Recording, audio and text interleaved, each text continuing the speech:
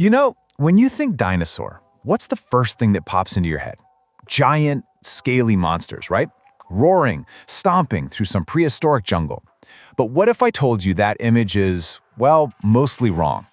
What if the real story of the dinosaurs is way stranger, a lot more diverse, and honestly, more incredible than anything you've seen in a movie? Let's peel back to fiction because the truth is so much cooler. So, it all starts with the name itself, dinosaur. It comes from two Greek words that literally mean terrible lizard. And you can't blame them. When those first giant bones were dug up, that's exactly what they look like. And that name, terrible lizard, it just stuck. It has shaped how we've seen them for centuries. But that leads to the big question, doesn't it? Were they really all giant, scary lizards? The simple answer is, not even close. And once you dig into that, well, it changes everything you thought you knew. Okay, first, to really get a handle on what dinosaurs were, you have to appreciate the incredible scale of their time on Earth. We're not talking about a brief moment here. This was an epic, globe-spanning dynasty. 165 million years. Just let that number sink in for a second. Our own species, Homo sapiens, we've been around for maybe 300,000 years. That means the dinosaurs' reign was more than 500 times longer than all of human history combined. It's just staggering.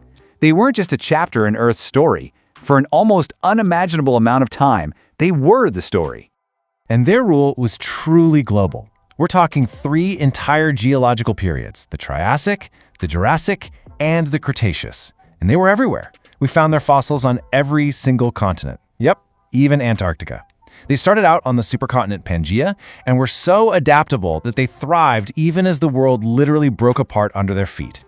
All right, so what were they actually like? It's time to tear down that movie monster image, get past the whole terrible lizard thing, and meet the real animals.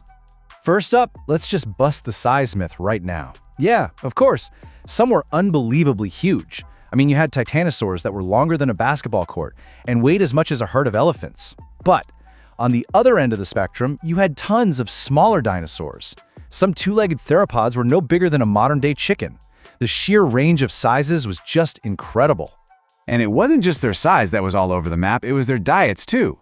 We all know about the ferocious T-Rex, the famous carnivore. But the vast majority of dinosaurs, they were actually plant eaters, herbivores. Think of Triceratops and all those gentle giants. And yeah, some were omnivores, meaning they ate a little bit of everything. Okay, but maybe the biggest, most mind-blowing mythbuster is this one little detail. Feathers. That's right. Forget the wrinkly, scaly skin you always see in the movies. We now have rock-solid proof that many, many dinosaurs had feathers, especially the theropods, which, by the way, is the same group that includes T-Rex.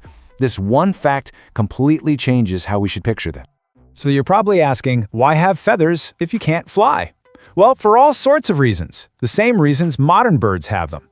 They were great for insulation, like a built-in puffy coat. They were perfect for camouflage, to hide from predators or sneak up on prey. And they were used for display, showing off bright colors to attract a mate. Flight came much, much later. So, after 165 million years of unbelievable success, their dynasty came to a sudden, dramatic, and catastrophic end. Let's talk about the day the world changed forever. They had this incredible run, right? They emerged in the Triassic, diversified, and absolutely dominated through the Jurassic and Cretaceous periods.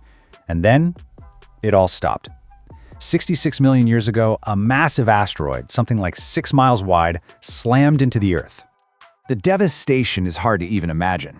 That single impact triggered giant tsunamis and global wildfires, and it kicked up so much dust that it blocked out the sun for years. The result?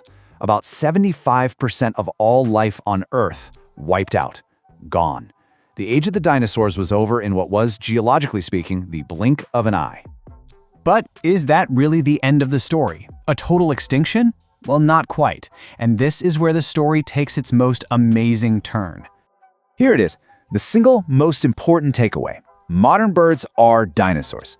I'll say it again because it's just that cool. The birds you see flying around every single day are a living, breathing lineage of dinosaurs that survived that great extinction. So, to be a little more specific, scientists break it down into 2 big branches. You've got your non-avian dinosaurs, that's T-Rex, Triceratops, Stegosaurus, all those guys. They're the ones that went extinct. But the avian dinosaurs, a group of small, feathered theropods, they managed to pull through. They survived and they evolved into the thousands of bird species we share the planet with today. And that brings me to one last really important myth we've got to put to bed for good. Humans and dinosaurs never, ever, ever met. After the non-avian dinosaurs vanished, a whopping 65 million years went by before the first early humans ever showed up. So no cavemen riding T-Rexes, sorry. So you see, the story of the dinosaurs isn't really one of terrible lizards and a tragic ending. It's a 165 million year epic about adaptation, incredible diversity, and ultimately survival. It's a story that's still being written every single time a sparrow takes flight. And that just makes you wonder, doesn't it? If their incredible story survived in the birds we see every day, what other amazing secrets is the past just waiting to tell us?